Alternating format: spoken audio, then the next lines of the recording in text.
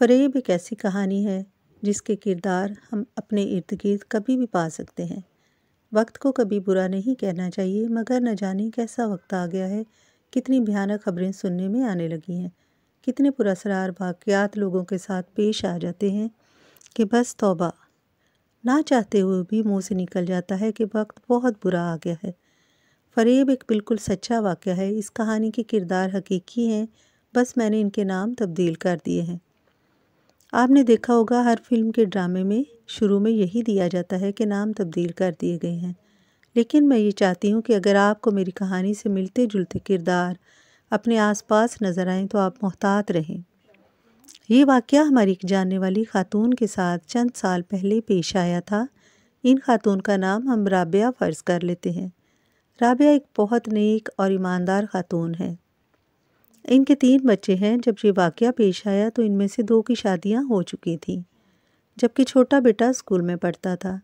رابعہ باجی کے شوہر بھی بہت نیک اور سیدھے سادے ہیں، مگر وہ بہت بااصول اور کھرے انسان ہیں۔ نہ وہ غلط کام کرتے ہیں اور نہ غلط کام کرنے والوں کو برداشت کرتے ہیں۔ رابعہ باجی نے اپنے گھر میں ہی ایک پارلر کھول رکھا تھا جو بہت اچھا چل رہا تھا۔ رابعہ باجی کرائے کے گھر میں رہتی تھی اور جلد از جلد اپنا ذاتی گھر خریدنا چاہ رہی تھی، جس کے لیے وہ پارلر میں دن رات محنت کر رہی تھی۔ انہوں نے کوئی ہیلپر بھی نہیں رکھی تھی اور خود ہی سارا دن گھر اور پارلر کی ذمہ داری سنبھال رہی تھی۔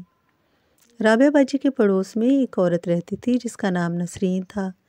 وہ کوئی 4-5 سال سے ان کی پڑوسن تھی اور اس کا رابعہ کے گھر آنا جانا تھا۔ جس طرح ہر محلے میں خواتین مل کر کبھی کمیٹی ڈال لیتی ہیں، اسی طرح نسرین اور رابعہ باجی نے بھی کمیٹی ڈالی ہوئی تھی۔ رابعہ باجی نے کافی بڑی کمیٹی ڈالی ہوئی تھی کیونکہ وہ اپنا گھر خریدنے کے لیے پیسے جمع کر رہی تھی۔ رابعہ کی کمیٹی نکلی تو اس کے پاس 10 لاکھ روپے تھے۔ ابھی وہ بینک میں رکھوانے جا رہی تھی کہ نسرین سخت گھبرائی ہوئی ان کے گھر آ گئی اور ان کو بتایا کہ ان کے گھر چوری ہو گئی ہے اور اس کی بیٹی کا سارا زیور کوئی چرا کر لے گیا ہے۔ نسرین کے 2 بچے تھے، بیٹی بڑی تھی اور اس کی شادی ہونے والی تھی، جبکہ بیٹا رابعہ باجی کے بیٹے کے اسکول میں ہی پڑھتا تھا۔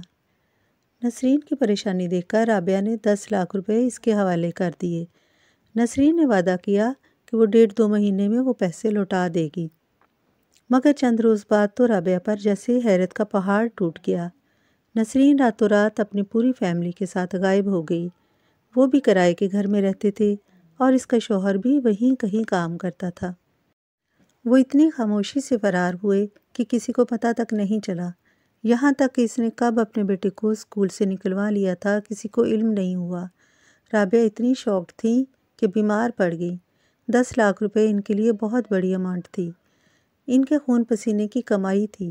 سب سے زیادہ ڈر انہیں اس بات کا تھا کہ اگر ان کے شوہر کو ان کی بے وقوفی کا پتہ چل گیا تو وہ بہت ناراض ہوں گے۔ رابعہ بیچاری اتنی کمزور ہو گئی تھی کہ پارلر بھی نہیں چلا پا رہی تھی۔ ایک دن ان کی ایک کلائنٹ ان سے ملنے آئی۔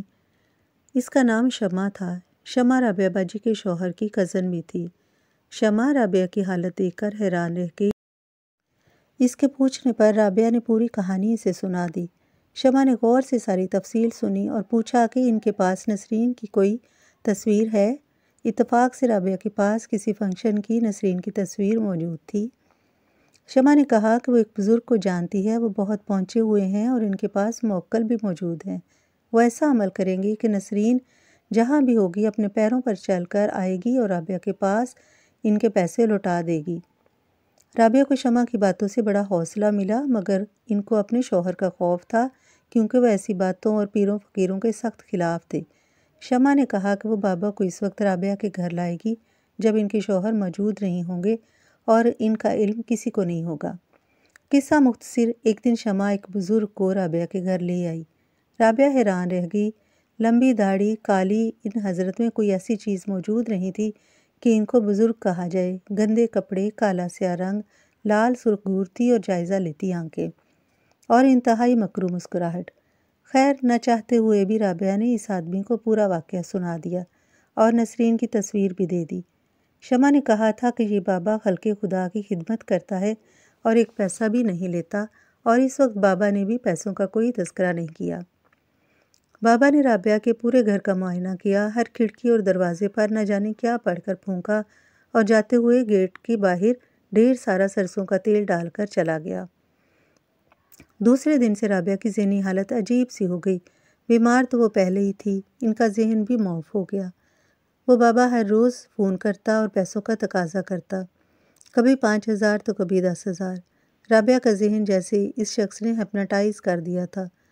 وہ اس کی ہر فرمائش پوری کر رہی تھی، مگر ان کو اچھی طرح معلوم تھا کہ ان کے ساتھ کچھ بہت غلط ہو رہا ہے۔ رابعہ باجی کے بینک اکاؤنٹ میں چند لاکھ موجود تھے جن کا علم شمع کو تھا، کیونکہ شمع ان کے شوہر کی رشتہ دار تھی اور اس کا پارلر میں بھی ہمیشہ سے آنا جانا تھا۔ رابعہ باجی بری طرح اس شخص کے چنگل میں گھر گئی تھیں، مگر ان کے اندر کسی کو کچھ بھی بتانے کی ہمت نہیں تھی۔ رابعہ باجی نے اس بابا کو اکثر رات کے وقت ان کے گھر کے آس پاس منڈلاتے اور پراسرار حرکتیں کرتے دیکھا تھا۔ حیرت کی بات یہ تھی کہ وہ صرف اس وقت فون کرتا اور دکھائی دیتا جب ان کے شوہر گھر پر نہیں ہوتے تھے۔ پھر ایک دن رابعہ کی شادی شدہ بیٹی فریحہ ان کے پاس رہنے آ گئیں۔ وہ بہت ہی نیک اور عبادت گزار لڑکی تھی۔ فریحہ اپنی امی کی حالت دیکھ کر پریشان ہو گئی۔ رابعہ تو نیم پاگل سی لگ رہی تھیں۔ فریحہ کا معمول تھا کہ وہ فجر کی نماز پڑھ کر سورۃ بقرہ کی تلاوت اونچی آواز میں لگا دیا کرتی تھی۔ رابعہ باجی کو تلاوت سن کر اپنے اندر بہت فرق محسوس ہونے لگا۔ ان کے ذہن سے جیسے بادل چھٹنے لگے، دھند صاف ہونے لگی، لیکن ان کے ساتھ ہی ڈراؤنے خوابوں کا سلسلہ شروع ہو گیا۔ شمع ان کو بہت خراب حلیے میں نظر آتی تھی، بکھرے بال، خون برساتی آنکھیں، جیسے کوئی جادوگرنی ہو، اور وہ ان کو دھمکیاں دیتی، مجھے بھگانا چاہتی ہو، میں ایسے نہیں جاؤں گی، تجھے تباہ کر کے جاؤں گی۔ رابعہ بری طرح خوفزدہ ہو گئی تھی۔ پھر ایک دن رابعہ کو اس شیطان بابا کا فون آیا۔ وہ بہت ناراض ہو رہا تھا اور کہہ رہا تھا کہ تم اس گھر میں جو تلاوت چلا رہی ہو فوراً بند کر دو۔ میرا عمل خراب ہو رہا ہے اور اگر تم نے تلاوت بند نہیں کی تو تمہارے پیسے نہیں ملیں گے اور تمہارے ساتھ بہت برا ہوگا، بہت برا۔ مگر رابعہ اس کی حقیقت سمجھ گئی تھی۔ انہوں نے اپنی بیٹی کو ساری بات بتا دی اور فریحہ نے بھی اپنے ابو کو اعتماد میں لے کر سارا واقعہ سنا دیا اور وعدہ لیا کہ وہ رابعہ پر غصہ نہیں کریں گے۔ رابعہ کی حالت اتنی خراب تھی کہ ان کا خیال تھا وہ جلدی ٹھیک ہو جائیں۔ انہوں نے غصہ کیا کرنا تھا، وہ تو دل سے چاہتے تھے کہ رابعہ ٹھیک ہو جائے۔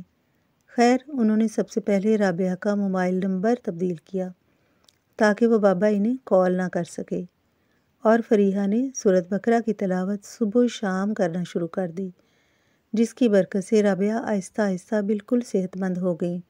نسرین نے تو پیسے واپس نہ دینے تھے، نہ دیے، مگر اس کہانی کا سب سے حیرت انگیز پہلو ابھی باقی ہے۔